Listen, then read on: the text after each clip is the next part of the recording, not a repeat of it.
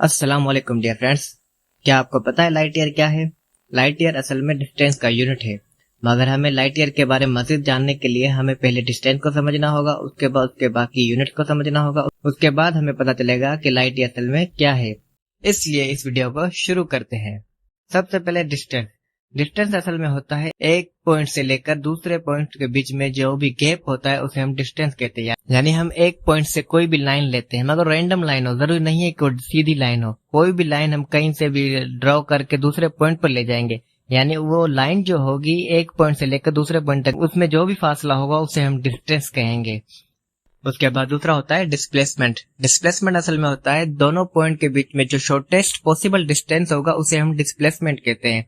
और डिस्प्लेसमेंट में कोई मोड नहीं होता है, यानी वो सीधी लाइन पर स्ट्रेट लाइन होती है डिस्प्लेसमेंट, और उसकी एक डायरेक्शन होती है, जबकि डिस्टेंस की कोई भी डायरेक्शन नहीं होती है, वो रैंडम लाइन होती है।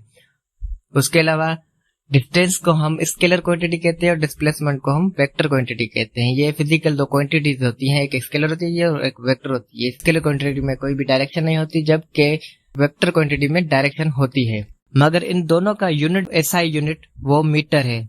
मीटर के अलावा इसके मजीद यूनिट भी होते हैं। छोटे यूनिट में आते हैं पहले सेंटीमीटर, फिर मिलीमीटर, उसके बाद जो नैनोमीटर, और बड़े यूनिट में किलोमीटर आता है, जो आप सुनते रहते हैं कि एक प्लेस से दूसरे प्लेस को हम कहते हैं 1 किलोमीटर दूर है, 2 किलोमीटर दूर है, 3 किलोमीटर है, तो किलो यानी हजार मीटर, 1 किलोमीटर यानी 1000 मीटर। उसके अलावा और भी यूनिट होते हैं, यार्ड हो गया, माइल्स हो गया, फुट भी यूज होते हैं। 12 इंचेस 1 फीट के बराबर होते हैं।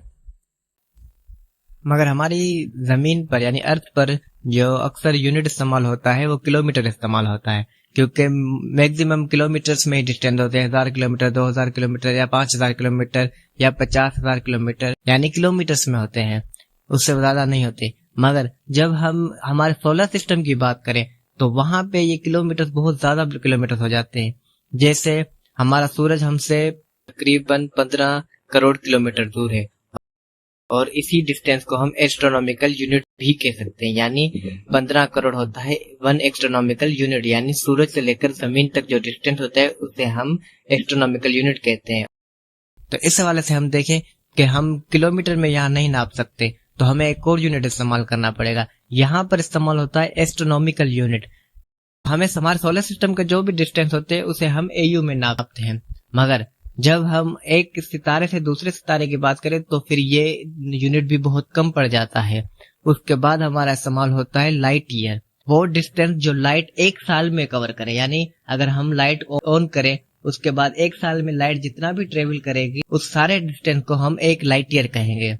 यानी जैसे कि हमारा करीबी सितारा हमसे 4 लाइट ईयर दूर है, यानी हमारे सूरज की रोशनी उस सितारे तक पहुंचने में 4 साल लगते हैं, या उस सितारे की रोशनी हमारे सूरज तक पहुंचने में 4 साल लगते हैं, इसलिए वो हमसे 4 लाइट ईयर दूर है। इसी तरह से जो भी स्टार्स होते हैं हजारों लाखों लाइट ईयर दूर है काफी सितारे। हमारा यूनिवर्स बहुत बड़ा है, तो इसमें मिलियंस बिलियंस लाइट ईयर भी आ जाते हैं। तो इसलिए कॉस्मिक डिस्टेंस मालूम करने के लिए हमें लाइट ईयर की जरूरत पड़ती है। 1 लाइट ईयर बराबर होता है 63,241 एस्ट्रोनॉमिकल यूनिट के। तो उम्मीद है आपको ये समझ में आया होगा। इसी तरह की वीडियो देखने के लिए हमारे चैनल को सब्सक्राइब करें और अपना बहुत सारा ख्याल रखिएगा। अल्लाह हाफिज।